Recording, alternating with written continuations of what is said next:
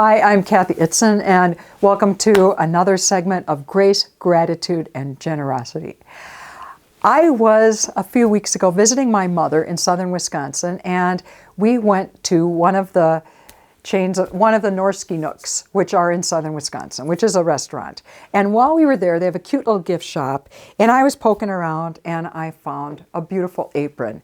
And I have a few cute aprons, kind of a kind that you wear around your neck that are long, on my wall, hanging on my wall in my kitchen, and I like that. And this was a really pretty one. It was really cute. It had little gnomes playing in the snow, and I was like, oh, I want to get that. And then I was poking around at something else, and I found one of these Swedish washcloths that you can reuse forever, and it said, all you need is ... less. And I thought, dang it. That is true, and I really like the apron, which I won't get. But it got me to thinking about, we are such a consumer society, and we do like to accumulate goods. And there's always something that's prettier, fancier, more lovely than what I've got now. And so there's a desire to go out and buy more. But I think this is one of the things, especially in America, in this day, we have more reliance on goods and more things than we've ever had before. And we have more and more and more. And where does it stop? Where do you say, I don't need this, as opposed to I want this? These are things we teach our children, but it's easy to kind of forget it as we get older and have more money to spend.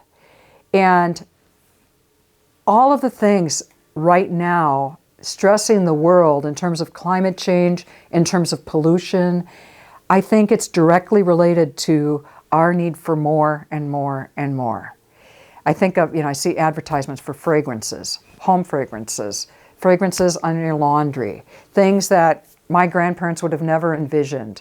And all of those are in plastic bottles or plastic containers or plastic whatever. And it adds and adds and adds to the over-taxation of the world in terms of how much can it bear of our littering and our taking and needing. And then you look at the world and America, this country compared to all the others. I hear stories of when people from other countries come as immigrants, one of the first things they see is in the grocery stores, instead of going to buy cereal, there's aisles of 50,000 different kinds of cereal. And I remember a story, my great-grandfather, my mother would say, he would have graham crackers and pour milk over graham crackers for breakfast, for his cereal. And I thought of that story when I was a young adult or teenager or whatever, and we got Golden Grahams. I thought, oh, that's kind of like what my great-grandpa used to do.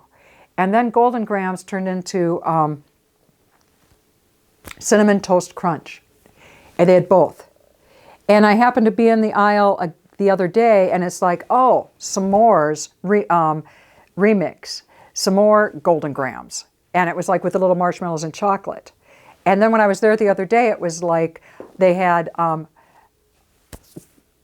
retro Golden Grahams with honey. And I thought, this is like 5 different boxes of varieties of graham crackers and milk. And that's just like an example of all the different ways that one is not enough. We need to have more and more. And so how can we simplify our lives? How can we simplify our lives materially and even emotionally? In the busyness of our lives, do we allow us time to have quietly with our families, time to do the things that feed our souls? Thomas Merton, who is a famous theologian, a monk, a writer, he wrote this wonderful paragraph. I thought that was interesting, where he says, there's a pervasive form of contemporary violence to which the idealist most easily succumbs: activism and overwork. The rush and pressure of modern life are a form of its innate violence.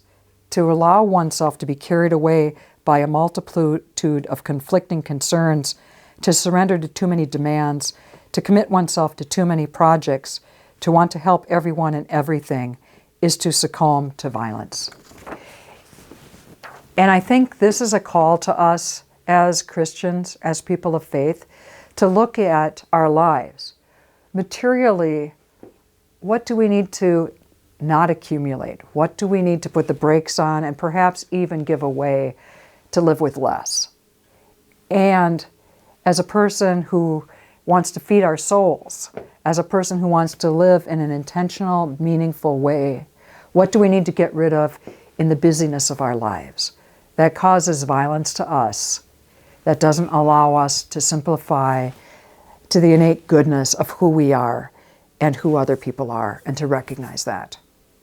So I think it's a challenge. Live with less. Live with more meaning, more intention. Amen.